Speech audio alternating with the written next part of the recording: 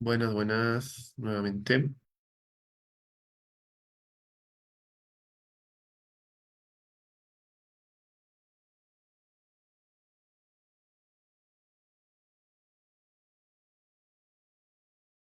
Muy buenas noches, radiólogo. Esperamos unos minutos, por favor, para que se conecten todos. Claro que sí, no hay ningún problema. Aquí voy a estar, gracias.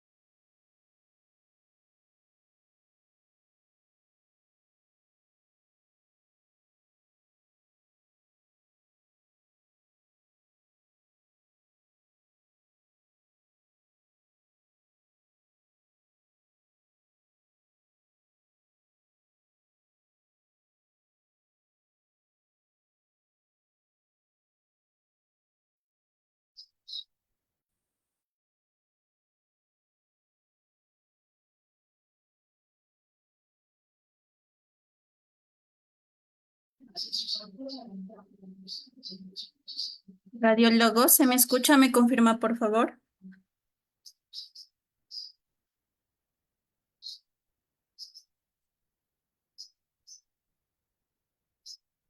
Buenas noches, radiólogo. Sí, sí le escucho. Bien, vamos a dar inicio. Muy buenas noches, estimados participantes. Les saluda Miriam. Soy la asesora académica del Centro de Capacitación Consultoría Internacional Público-Privada Galeno. Les agradezco y les doy la bienvenida a este curso de actualización internacional denominado Radiología Convencional para Médicos de Atención Primaria. La ponencia está a cargo del radiólogo Francisco Vargas desde Ecuador. Estimados participantes, para una buena exposición se les pide por favor mantener el micrófono y la cámara apagada. Aquellos participantes que tuvieran dudas o consultas seguramente lo podrán realizar cuando el radiólogo lo solicite. Y aquellos participantes que aún desean adquirir la clase grabada, material y certificación, aún lo pueden solicitar a través de mi número de WhatsApp que lo dejaré en el chat de este Zoom. Sin más demora, esperando que sea muy provechoso para cada uno de ustedes, doy pase al radiólogo. Adelante, radiólogo Francisco. Muy buenas noches. Muy amable, señorita mediadora. Muy bien, muy buenas noches con todos. Es un gusto encontrarnos nuevamente en otra charla más de esta bonita rama de la medicina que es la radiología. Les voy a compartir el material de exposición. Pues bien, mi nombre es Francisco, soy radiólogo. Yo estoy aquí desde la ciudad de Quito, Ecuador. Que tengan una buena noche todos. El tema que vamos a hablar va a ser la radiología convencional para medios de atención, para médicos de atención primaria, perdón. Entendamos primero que el tema de la radiología nació o se produjo a nivel médico hace más de ya 100 años. Sí, esto es importante conocer para considerar y entender el tema de la tecnología que ha ido cambiando a raíz de que se empezó y fue gracias a este señor, sí, Wilhelm Conrad Röntgen, alemán, físico, que bueno, en 1895, exactamente el 8 de noviembre, el señor experimentando en su laboratorio con distintos materiales físicos, con ánodos, con corrientes eléctricas, con cátodos, etcétera, etcétera, sin querer produjo lo que ahora, bueno, sabemos que se conoce como rayos X. En principio le puso el tema, el nombre X, porque, bueno, se desconocía su origen. Y se quedó con eso, con ese nombre, ¿no? En otros, en literatura la van a encontrar también como rayos catódicos, ya que también es un elemento que participa en la formación de estos rayos, ¿no? Entonces, este es considerado el padre de la radiología. Como les decía, es alemán. Él lo hizo acreedor del premio Nobel en ese año. Y bueno, sus nombres y sus apellidos incluso son unidades de medida dentro de la radiología. Anteriormente, les hablo de hace unos 20 años atrás, por lo menos, se utilizaba el cuarto oscuro. Nosotros ahora tenemos la ventaja de que las imágenes son completamente digitales y que en una computadora o en máximo eh, un dispositivo móvil podemos procesar imágenes y visualizarlas. Antes no era así. Antes teníamos estos tres líquidos dentro de la sala de revelado, que era, y bueno, estos ganchos, estos dispositivos que nos permitían a nosotros trabajar en la película radiográfica, es decir, una vez que habíamos disparado, teníamos que venir con la película radiográfica a sumergirlo en distintas emulsiones, en distintos líquidos, donde uno nos permitía fijar la placa, es decir, que la imagen se quede. En otro nos permitía limpiarla porque este fijador dejaba restos. Y el otro, bueno, sellar toda esta imagen, ¿no? Básicamente eran muy tóxicos, eran muy dañinos esos líquidos. Créanme que el estar acá más de 2, 3 minutos era insoportable. Primero porque no había luz, era complicado hacer el trabajo ahí. Segundo porque el nivel de toxicidad de esos líquidos es tremendo. Uno salía con la nariz completamente irritada, etcétera, etcétera. Entonces, así empezamos nosotros en algún momento a digitalizar. El tema de los rayos X, de que perdámosle o dejemos el miedo en cuanto a cuando hablamos de física o tal vez cuando hablamos de principios electromagnéticos, etcétera, etcétera. Es sencillo una vez que lo entendemos, una vez que lo comprendemos, una vez que lo estudiamos. Entender el proceso de los rayos X es sumamente sencillo. Todos los equipos de radiología, sea un tubo de rayos X, sea un tomógrafo, un densitómetro, un mamógrafo, tienen en su interior este tubito de acá, o tubo de Crookes, ¿sí? El margen azul, que básicamente es un tubo de vidrio. Obviamente no es el vidrio que nosotros conocemos de las botellas, de las ventanas, es un vidrio de uso térmico que permite o que tolera grandes cantidades de calor, conectado a sus dos extremos, en un lado positivo y en un lado negativo. Mientras que el lado positivo es el ánodo, el negativo es el cátodo. Si por los dos ingresan voltajes bastante altos, que bueno, son regulados después por un generador, pero al momento que ingresa este tipo de circuito, exactamente el ánodo, mediante las piezas giratorias que tiene dentro de su estructura, hace girar el anillo o el plato giratorio del ánodo, así se llama. Normalmente tienen como material principal este elemento, este plato giratorio, el wolframio. Wolframio básicamente porque es un elemento que tolera altas cantidades de calor por tiempos prolongados. Recuerden que mientras todo esto sucede, acá hay una temperatura que sobrepasa los 600 grados centígrados. Entonces, si fuera un metal común o un material normal, común y silvestre, no duraría nada un tubo de rayos X.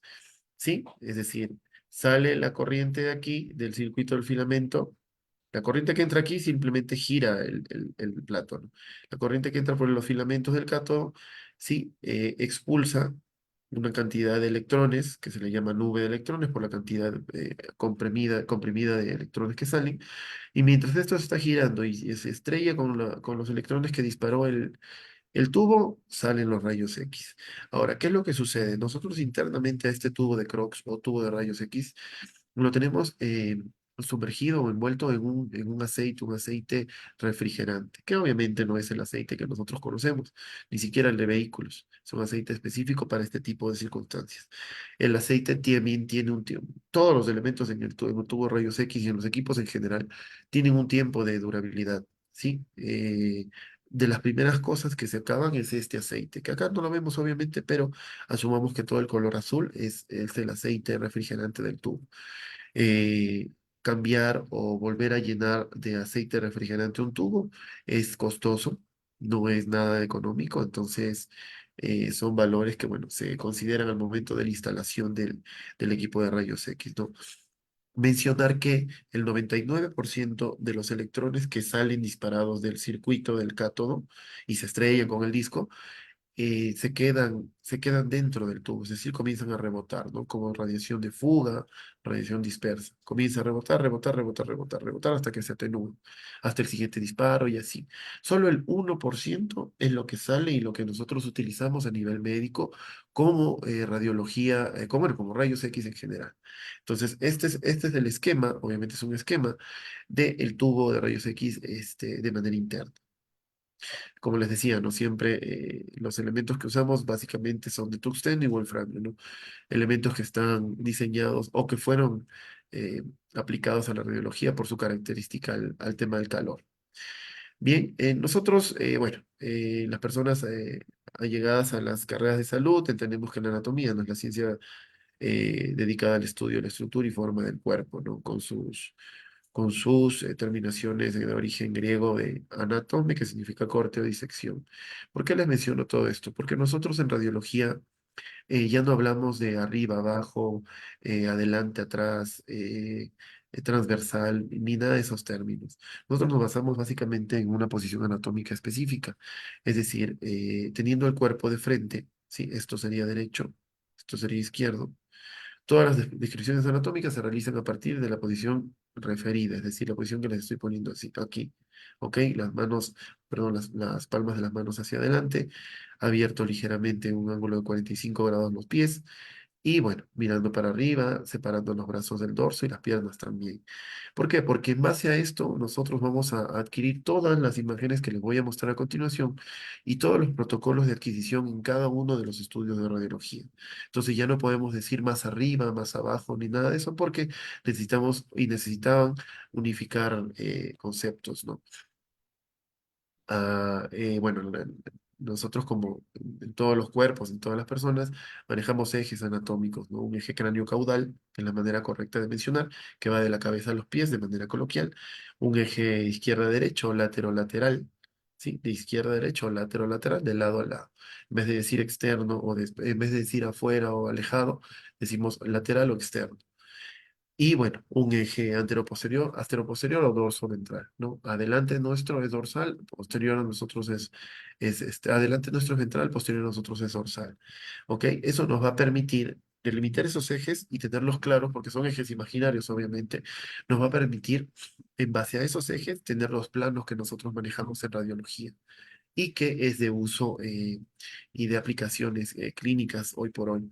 Entonces tenemos que el plano coronal va a delimitar al cuerpo en un segmento anterior y un segmento posterior, el plano coronal. Tenemos que el plano sagital, sin embargo, va a delimitar el cuerpo en un segmento lateral izquierdo y otro lateral derecho. Es una línea imaginaria que sucede o que cruza el cuerpo por la mitad. Y en el caso del el plano transversal, va a delimitar al cuerpo en una parte superior y en una parte inferior. Sabiéndolo y teniendo de este concepto, es que nosotros vamos a realizar los diferentes estudios en radiología. Cuando te dicen el falange proximal, cuando te expresan el segmento distal de o cuál, entonces ya sabemos como iniciación que tenemos que disponer al cuerpo o al segmento a estudiar siguiendo estos ejes y estos planos, ¿no? Nosotros manejamos al 100%, es decir, todos los días, más claro, posiciones ya establecidas y ya creadas de manera universal. Sí, nosotros, el paciente, por supuesto que no va a entender ni conocer eso, pero dentro del área y dentro del medio, dentro de la institución pública o privada de salud, nosotros hablamos de las posiciones anatómicas correctas. El boca arriba, como le dice la gente, es nuestro decúbito dorsal, lo contrario sería ventral. Del lado es el decúbito lateral izquierdo o del lateral derecho, ¿no? Manejamos ciertas posiciones para los estudios que realizamos. La gente que en algún momento se ha hecho o ha estado presenciando un colon por enema o algún FLIT, saben que la posición de SIMS es la correcta para realizar este tipo de estructuras por muchas razones, que ahorita no es necesario entrar en especificaciones, simplemente saber que existe una posición para cada cosa. La de Fowler, sí, también llamada ginecológica, que se usa bastante en quirófano al momento que manejamos intensificador de imagen o arcos en C, manejamos mucho de esta posición de Fowler. La genupectoral, la litotomía, también ginecológica, es una variable de la Fowler, pero es ginecológica. Y la Trendelenburg, ¿no? Que son las que más, junto con la Fowler, las que más usamos en quirófano. Trendelenburg, cabeza abajo, y anti-Trendelenburg, cabeza arriba. ¿Ok? Son posiciones ya establecidas ya de manera universal. Nosotros como operadores de equipos radiológicos, cuando estamos en quirófano, dando imagen a las distintas cirugías que asistimos, o en hemodinamia, tanto los especialistas como los cirujanos nos indican, ¿no? Por favor, poner posicionar al paciente de esta manera, ingresar el tubo o el arco de esta otra manera, etcétera, etcétera. Entonces, imagínense que nos digan alguna disposición a nosotros y no conocer este tipo de posiciones radiológicas o posiciones anatómicas aplicadas en la radiología sería fatal, ¿no? El médico jamás te va a decir, sabes que ponlo boca arriba o ponlo boca abajo. Ese es un punto muy importante de saber. Y la de CRAS, que es en navaja, ¿no? Depende de los estudios, depende del procedimiento que vayan a realizar, no todos son en quirófano, pero conociendo las disposiciones que les he traído en este momento, estamos del otro lado. La formación de imágenes. Hay que tener en cuenta, estimados colegas y compañeros del centro de formación, que en radiología nosotros ya no hablamos de ¿cómo les puedo decir? Más oscuro, más claro, no. Nosotros tenemos limitado exactamente la escala de grises en radiología convencional. Nosotros hablamos de eh, negro cuando hablamos de aire específicamente. Sí, solo aire. ¿Dónde encontramos aire? Pulmones, el esófago, la tráquea, los bronquios. Ahí vamos a encontrar aire. Y por ende, esas imágenes van a ser negras. En el caso de la grasa es un gris algo más oscuro, ¿sí? Va a depender obviamente del tiempo que esté esa grasa ahí, el tono de gris también varía, pero como regla general sabemos que la grasa es gris. En el caso del agua, la tenemos de color blanco, ¿sí? Blanco, blanco. El calcio, obviamente, al ser una persona joven o una persona de edad no tan mayor, los huesos tienden a ser más radiopacos que el agua, o sea, más blancos. En radiología, radiolúcido para lo negro y radiopaco para lo más blanco, ¿sí? Y se compara también, es decir, si me preguntaran el calcio, ¿qué densidad tiene en relación al agua? Pues el calcio tiene una densidad más radiopaca que el agua. Ya, entonces más o menos así para dejarme entender. Y en el caso del metal o bueno, las prótesis, el material de osteosíntesis, prótesis metálicas, marcapasos, cualquier instrumento interno al cuerpo, pues siempre van a ser de color mucho más blanco que los dos mencionados antes.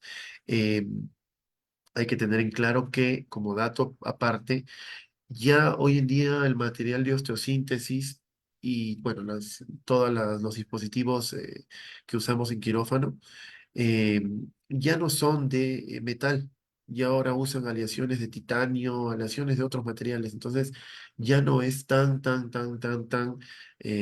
blanco. Sí, hay que mencionarlo y hay que saberlo. Se los pongo acá como regla general, pero hay que tener en cuenta lo que les estoy mencionando. Em, Eso también al momento de realizar resonancias magnéticas, como se los voy a mencionar a continuación, también es un plus, ¿no? Porque, claro, como regla general, la persona que tiene metal dentro del cuerpo no puede ingresar a la sala de resonancia magnética, por el tema del imán y todo. Sin embargo, el material de osteosíntesis o los dispositivos ya no son metal, ¿no? Tenerlo como dato. Bueno, nosotros en el área de urgencias y en general en cualquier área o en cualquier hospital, ¿dónde nos vamos a desempeñar o qué labor vamos a realizar? Pues sí, es simple. Nosotros no solo hacemos como operadores de radiología rayos X, si bien es cierto, es lo primero que uno aprende y lo que más va a terminar haciendo toda su vida, hay un sinfín de estudios radiológicos que usan o no radiación y que estamos aptos a manejar. Uno de estos es la mamografía. La mamografía indicada, bueno, a pacientes femeninos y masculinos, porque a los hombres también se nos realiza las mamografías por distintas patologías, pues la ginecomastia, etcétera, etcétera. Pero básicamente son a mujeres pasadas ciertos años, 40 años específicamente, una vez al año, como cribado, ¿no? Pero bueno, de encontrarse alguna patología y el tratamiento sería distinto. Nos desempeñamos también en el área de tomografía computada, anteriormente o años atrás mal llamada tomografía axial porque obviamente se limitaba a adquirir cortes axiales. ¿Recuerdan lo que les decía de los ejes anatómicos, de las posiciones? Bueno, antes pues se limitaba únicamente eh, a hacer imágenes y cortes axiales. Ahora no, la tomografía axial no solo puede hacer axial, digital y coronal, sino bueno, podemos manipular a libre albedrío todas las imágenes que necesitemos hacer. La fluoroscopía es otro campo, es un campo bastante agradable donde actualmente me desempeño mucho más. Y básicamente son las imágenes de rayos X en tiempo real, ¿no? Es decir, la plaquita de rayos X que nosotros realizamos, pues bueno, adquirimos la forma y listo, se va al diagnóstico y el médico da el tratamiento. Pero en fluoroscopía nosotros, mientras que el paciente está en movimiento, sea deglutiendo, movimientos peristálticos, diástole, sístole, movimientos gástricos, etcétera, etcétera, nosotros podemos ir evidenciando en tiempo real lo que va sucediendo por imágenes de radiación. Y bueno, mencionar lo siguiente. Una placa de rayos X, yo hago la siguiente analogía siempre, ¿no? Una placa de rayos X es más o menos unas 3 a 4 mamografías en relación a la radiación, ¿sí? A la exposición que vamos a sufrir como pacientes y como operadores. En el caso de la tomografía, eso les digo, ¿no? Una placa de rayos X son unas 3 a 4 mamografías. En el caso de la tomografía, estamos hablando de 50 a 100 rayos X. Imagínense. Por ende, no, unas 500 mamografías. La tomografía es un examen que emite bastante radiación, por más que nosotros lo disminuyamos y bueno, respetemos el principio de Alara, que es nuestro principio como todo radiólogo, donde la idea principal es exponer al cuerpo o al paciente la menor cantidad posible, ¿no? Dentro de lo óptimo, claro, no por no exponer al paciente voy a dar una mala imagen porque habré hecho todo en vano. Entonces es bastante la radiación. La fluoroscopía sería el intermedio entre los rayos X y la tomografía en su cantidad de radiación. Como no, como en las placas de rayos X nosotros lo que hacemos es disparar un interruptor luego de haber establecido valores, disparar un interruptor o dos y bueno, se adquirió la imagen. En el caso de la fluoroscopía, nosotros mantenemos encendido ese dispositivo, ese interruptor. Es decir, no para de emitir radiación. Es por eso que nadie quiere entrar a quirófanos.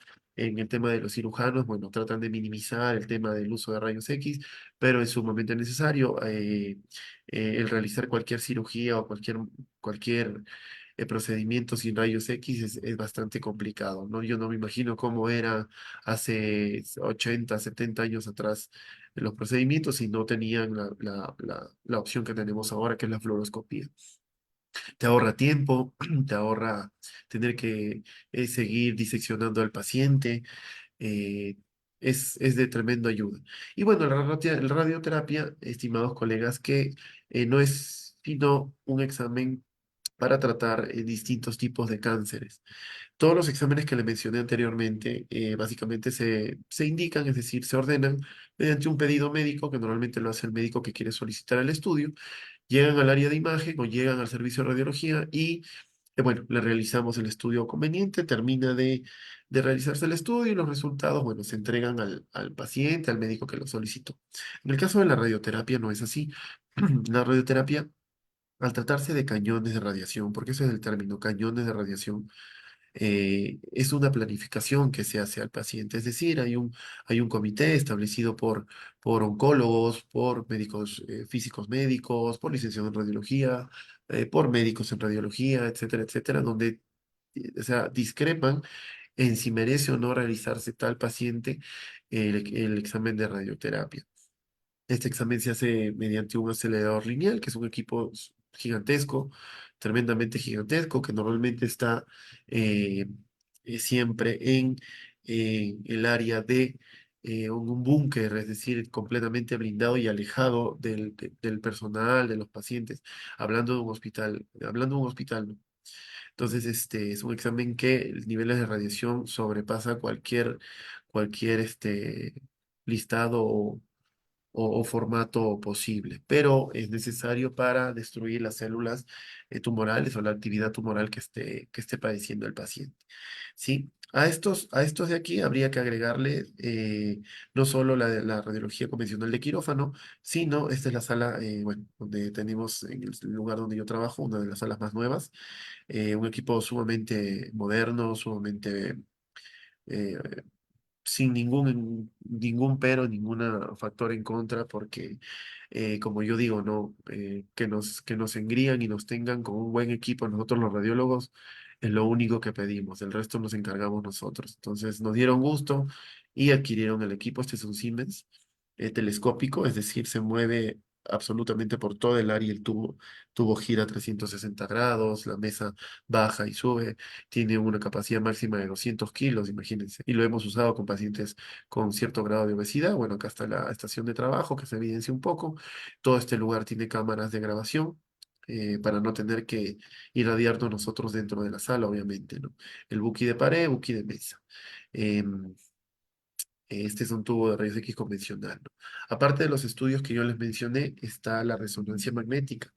Si bien es cierto, la resonancia magnética, estimados colegas, no usa radiación ionizante, hay que tener en cuenta que pertenece al rubro radiológico por tratarse de adquisición de imágenes médicas. ¿Qué es lo que sucede acá? Acá ya no emitimos radiación, acá ya no hay el tubo de radiación que les decía anteriormente, acá ya no tenemos que el vidrio, que el aceite, que nada de eso. Acá básicamente la resonancia magnética, como su nombre lo dice, es el uso y manipulación de imanes. El equipo es un imán gigante o varios imanes gigantes que, como ustedes saben, una corriente, un campo magnético que que está inducido por una corriente eléctrica mediante, obviamente, principios físicos como la transformada de Fourier, el espacio K, las leyes de Faraday, nos permiten adquirir imágenes. Es un campo bastante extenso, algo tedioso de aprender, no a todos los radiólogos nos gusta hacer y realizar imágenes en resonancia magnética por lo complejo que son los estudios, ¿ok? Y a veces podemos hacerlo, sí, pero créanme que hasta el final de nuestros días nos toca seguirnos capacitando porque la resonancia magnética es un mundo aparte dentro de la radiología. La tomografía, por supuesto que también, y cada estudio tiene su complejidad, pero en el caso de la resonancia magnética hablamos de exámenes de otro nivel. Como les decía, ¿no? En los campos magnéticos manipulados, porque lo que nosotros hacemos es simplemente manipular los pulsos de radiofrecuencia y los campos para ir adquiriendo imagen. Pero es otra de las aplicaciones clínicas que como profesionales de la salud deben conocer y deben interesarse. Entender de que cada tejido, cuando hablamos de equipos radiológicos, dejando la resonancia de lado, cada tejido tiene un factor o un valor de ponderación o de absorción de rayos X. Esa es la razón principal por qué la imagen tiene distintas formas, distintos colores, distintos tonos, o escala de grises, que es lo que hablábamos anteriormente. Por eso el pulmón se ve negro, por eso la costilla se ve blanco, pero no tan blanco como el húmero. ¿Ok? Cada tejido, cada segmento del cuerpo tiene su factor de absorción. Entonces dice que los tejidos densos, como los huesos, es decir, donde hay mucho tejido, absorben más radiación y aparecen más radiopacos en la imagen. Acá es al revés. ¿Podría pensarse que opaco es negro? No. Radiopaco se le llama acá a lo que brilla en radiología más. ¿Sí? Para memotecnias, radiopaco es lo que brilla, radiolúcido, lo opaco al revés de lo que podría entenderse. Y bueno, obviamente en cambio los tejidos blandos como los músculos, órganos, en este caso el pulmón, por ejemplo, absorben menos radiación porque son menos densos, obviamente. Es decir, no hay mucho donde la imagen, o perdón, el haz de rayos X penetre. Recuerden que el rayos X como principio fundamental es energía que penetra el cuerpo. Es una energía, no la vemos, no lo olemos, pero sabemos que está ahí. Ya solo la podemos ver, obviamente, mediante, bueno, procesos físicos, pero no la podemos ver a simple vista. Sin embargo, los tejidos reaccionan de esta manera. Al momento que no hay tanto que penetrar la imagen, el haz de rayos X simplemente cruza la imagen que acabamos de irradiar y se proyecta en el dispositivo, flat panel, chasis, dependiendo de la tecnología que tenga. Y por eso aparecen más radiolúcidos, ¿no? Interpretación de las imágenes. Nosotros tenemos en cuenta lo siguiente, como operadores de equipos radiológicos, nuestro trabajo principal es adquirir las distintas imágenes o exámenes que nos solicitan, sean los médicos, los cirujanos, el material. Hay centros radiológicos donde los enfermeros, las enfermeras también diagnostican o también solicitan imágenes radiológicas. Pero nosotros somos los que lo realizamos. Somos las personas capacitadas, educadas profesionalmente para realizar este tipo de estudios. ¿Por qué se los menciono? Parece que hay alguien con el micrófono. No. A ver, no. Porque les decía, a nosotros, al terminar el estudio y la imagen que hemos adquirido, las imágenes que hemos adquirido, estas imágenes enseguida pasan a un médico especialista en imagen, un médico formado como médico radiólogo, es decir, el médico que estudió medicina los años que sean en su país y que luego, bueno, se especializó en radiología, ¿no? Entonces, él o ella es la persona encargada de diagnosticar o de emitir un informe médico, un informe radiológico de los estudios que nosotros vamos a proceder.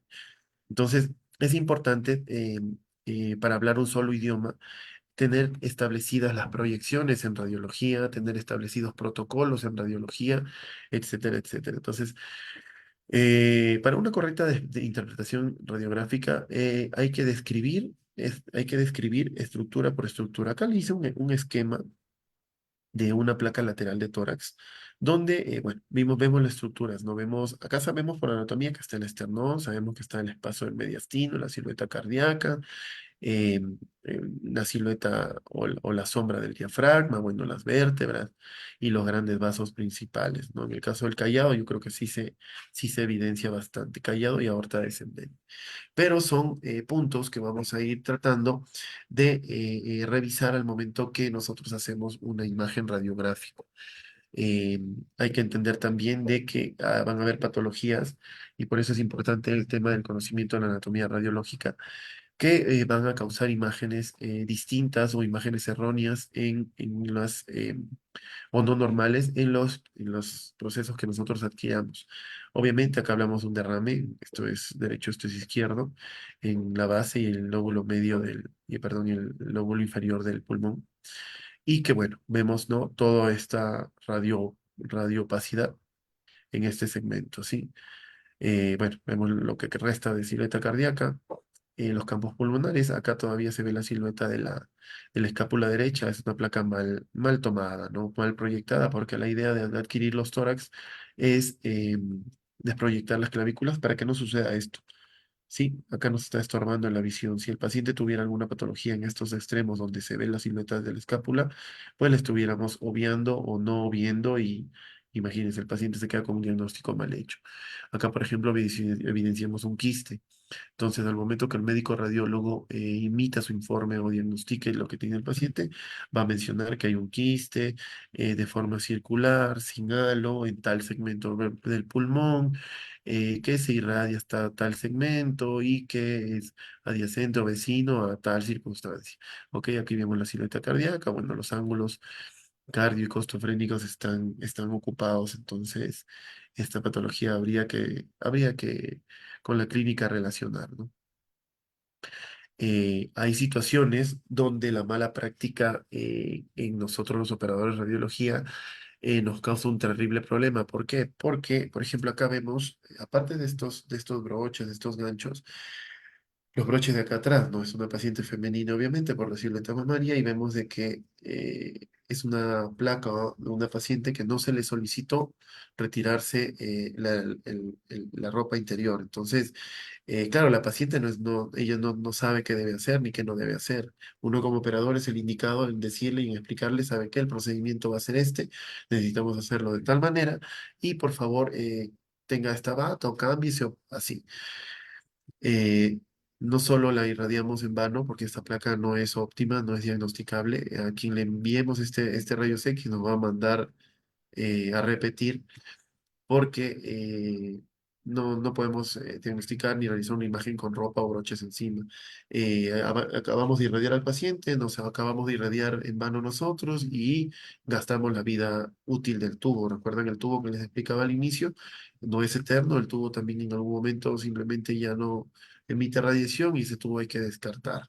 Y esos tubos son bastante costosos, son inversiones muy fuertes para que nosotros cometamos errores de esta índole, ¿no? Obviamente hay circunstancias en la imagen de la derecha donde ya no depende de nosotros, esto es un marcapasos cardíaco. Entonces, no le vamos a pedir al paciente retires el marcapasos. Sabemos que está ahí, la placa de rayos X será tomada de esa manera. Es una persona de edad por la contextura de sus huesos, una persona delgada, igual femenina, pero eh, bueno, en el caso de tener alguna patología en el segmento donde se encuentra el marcapasos, lastimosamente no se evidenciará. Sin embargo, son muy raros los casos, habría que revisar un poco la incidencia y la bioestadística de cuántos errores se han cometido en interpretación radiológica a raíz de dispositivos metálicos o artefactos médicos, ¿no? Nosotros no, como operadores de radiología, no debemos o no nos debe bastar simplemente con una orden médica o una orden, un pedido donde diga realizar, se me ocurre, rayos X estándar de tórax. Y bueno, no, agarramos, realizamos No, yo lo que le aconsejo siempre y lo menciono en las charlas siempre ha sido que preguntemos, ¿no? Preguntemos quién es el paciente, a qué se dedica, por qué le mandan la placa, qué le pasó, dónde le pasó, cuándo le pasó lo que le pasó y por qué le mandan el rayos X, ¿no? Alguna de esta información la vamos a obtener en el pedido o en las indicaciones médicas, pero otra información hay que consultarle y preguntarle al paciente punto por punto, para nosotros tener una mejor idea, obviamente, de lo que estamos realizando y por qué esto estamos realizando, lo que vamos a encontrar, etcétera. Sí, les pongo como ejemplo repetidamente la placa de tórax, el estándar de tórax, porque es el rayos X y es la placa que más vamos a hacer en nuestra vida como operadores radiológicos. Es la placa que todo el mundo en algún momento se ha hecho o se va a hacer y que es lo que más viene en el servicio de urgencias, en el servicio de imagen, es lo que más vamos a ver. Es por eso que la toco tanto. No me serviría de mucho ponerles una tomografía cerebral, no sé, una mamografía porque no es algo tan común. En cambio, la placa de tórax sí. Y en base a eso hay criterios. Criterios de imagen o criterios técnicos que son 100% nuestra responsabilidad. Acá si no hay un diagnóstico que nos ayude o un personal de apoyo, no. El tema técnico corresponde netamente al operador de radiología, que en este caso soy yo. Entonces, para una correcta control de calidad, un correcto valoramiento de los criterios técnicos, es necesario que la placa de tórax, como requisito primero, desproyecte las escápulas. Sí, eso yo se les decía en la imagen que estaba más notoria, desproyecte las escápulas. Como segundo punto, el paciente tiene que haber tomado aire. ¿Esto con qué? Con la finalidad de, y primero, insuflar los pulmones. Segundo, separar o expandir la caja torácica, obviamente. Y bueno, visualizar estos angulitos de acá, ¿no?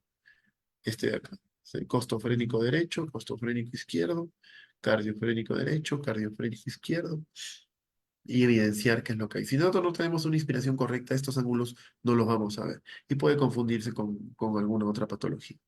Y el tema bueno, de la rotación. Los pacientes, al paciente lo ubicamos nosotros, al paciente lo posicionamos nosotros, al paciente lo único que podemos decirle es póngase de pie, gire de esta manera, gire de la otra. Pero que logremos una correcta alineación va a depender netamente de nosotros, macroscópicamente y después radiológicamente. Un tip de los que yo siempre uso en el tema de las placas de tórax es tratar de evidenciar, obviamente, post-procesamiento, luego de la técnica correcta en posicionar al paciente, en el post-procesamiento de que que las dos clavículas, tanto derecha como izquierdas, y la tráquea estén de esta manera. Sí, primero alineadas, adyacentes, que se vean completamente toda la articulación, de principio a fin, y que obviamente la tráquea, que es lo que vemos, la sombra negra, acuérdense porque tiene aire dentro, esté centrada. ¿Sí? Si el paciente por alguna patología o daño obviamente tiene algún trastorno, alguna patología traqueal, bueno, eso es muy distinto. Pero como parámetro, esta indicación es la principal. Con que esto esté bien, nosotros vamos a ver todas las demás estructuras en su correcto lugar. Otro de los factores que influye y que es responsabilidad absolutamente nuestra son los valores y los factores técnicos, ¿no? El kilovoltaje y miliamperaje que manejamos en radiología, así como el tiempo de exposición. ¿Por qué? Porque esta, por ejemplo, es una imagen de tórax, es la misma imagen de tórax, estándar de tórax, sin embargo está sobreexpuesta. ¿A qué me refiero con sobreexpuesta? Es decir, usamos valores de kilovoltaje y miliamperaje o solo de kilovoltaje más altos de lo que necesita el estudio. Como media estándar o como dato universal, una placa de tórax de un paciente adulto de contextura normal no debe sobrepasar los 90 kilovoltaje y unos 3 o 4 de miliamperaje segundo. Sí, esta imagen tiene sobre los 200 o sobre los 50 kilovoltajes, es por eso que esta imagen nos sirve, acá no evidenciamos absolutamente nada. Sabemos que están las costillas, sabemos que está la tráquea, sabemos que está el corazón, pero por simple anatomía, sin embargo, esto nos sirve. Y en su caso contrario, ¿no? En el caso de las placas o los exámenes subexpuestos. Es decir, acá a esta imagen le faltó voltaje, le faltó factores. Entonces no podemos hacer uso de estas imágenes. Nuevamente irradiamos en vano al paciente, nos irradiamos nosotros, le gastamos la vida útil al tubo, etcétera, etcétera. Yo creo que eso es el tema de hoy. Esta es una imagen que les dejo del último procedimiento que tuvimos el día de la semana anterior. Sí, un poquito de bibliografía para que revisen y eso sería todo conmigo.